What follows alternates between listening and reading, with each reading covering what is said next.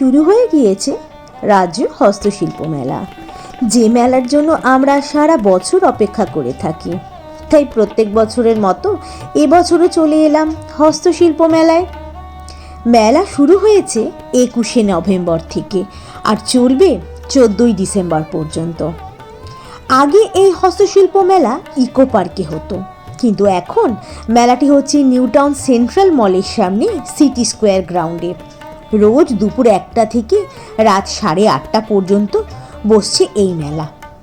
রাজ্যের বিভিন্ন জায়গা থেকে শিল্পীরা তাদের অসাধারণ হাতের কাজ নিয়ে হাজির হয়েছেন এই হস্তশিল্প মেলাতে। কলকাতার সবথেকে বড় হস্তশিল্প মেলা, যেখানে বাংলার প্রায় সব জেলা থেকে আগত হাজার হাজার শিল্পীদের অসাধারণ শিল্পকার্যের নমুনা দেখার সুযোগ পাওয়া যায়। হাওড়া, হুগলি, বাঁকুড়া, পুরুলিয়া, বীরভূম, বিষ্ণুপুর, মুর্শিদাবাদ, মেদিনীপুর, দক্ষিণ 24 পরগনা, নদিয়া, কোচবিহার, আলিপুরদুয়ার, এই সব জেলার স্টলে যে কত জিনিসের সমাহার, কি নেই! অসাধারণ সব হাতের কাজ, যা চাইবে তাই পাবে। কিছু না কিনলেও এই মেলায় ঘুরেও শান্তি। এখানে যেমন 10 টাকার জিনিস পাবে, তেমনি 15,000 টাকা দামের জিনিসও এখানে পাবে। আর এই মেলায় সত্যি কথা বলতে কি নেই, তুমি যা চাইবে তাই পাবে। পোড়ামাটির তৈরি জিনিস, তালপাতার জিনিস, তালপাতা এখন তো প্রায় লুপ্তের পথেই। আর এখানে কিন্তু তোমরা সেই তালপাতার মাদুর বলো, নানা রকম হাতের কাজ বলো, সব কিছুই মোটামুটি এই মেলাতে পাবে। সাথে দেখতে পাবে শিল্পীরা মেলায় বসে বসে কত সুন্দর সুন্দর জিনিস বানাচ্ছেন। আর শিল্পীর হাতের এই কাজ দেখতে দেখতে একটা জিনিস স্পষ্ট, ওনারা শুধু জিনিস বানাচ্ছেন না, ওনারা তাদের আত্মাটাকে সেই জিনিসের মধ্যে ঢেলে দিচ্ছেন। প্রতিটি কাজের মধ্যে ডেডিকেশন, পেশেন্স আর ইয়ার অফ লেগাসি একসঙ্গে মিশে আছে। নিজের চোখের সামনে এগুলো দেখছিলাম আর মনে হচ্ছিল যেন একটা ডকুমেন্টারি লাইফ দেখছি। এখানে ট্র্যাডিশন আর ইনোভেশন দুটোই শোল্ডার টু শোল্ডার চলে।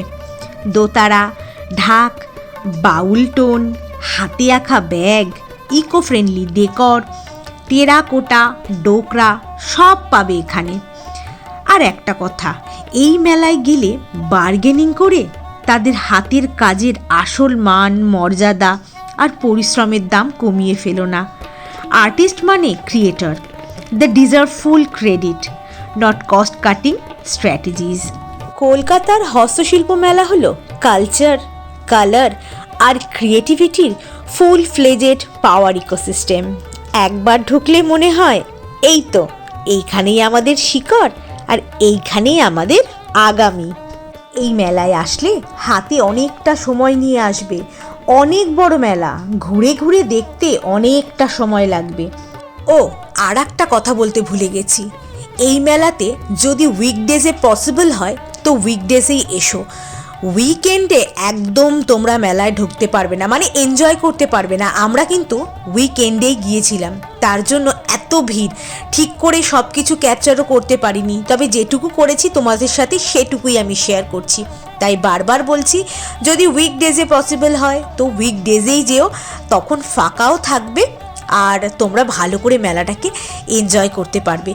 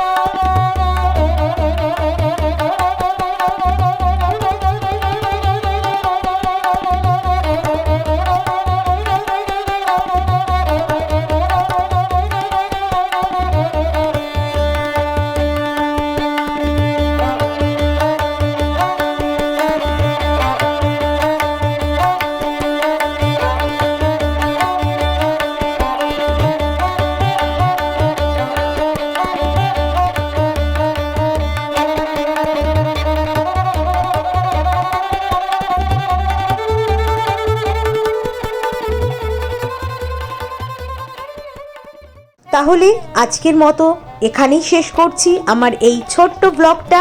কেমন লাগলো অবশ্যই জানিও, ভালো লাগলে লাইক শেয়ার আর সাবস্ক্রাইব করে আমার পাশে থেকো।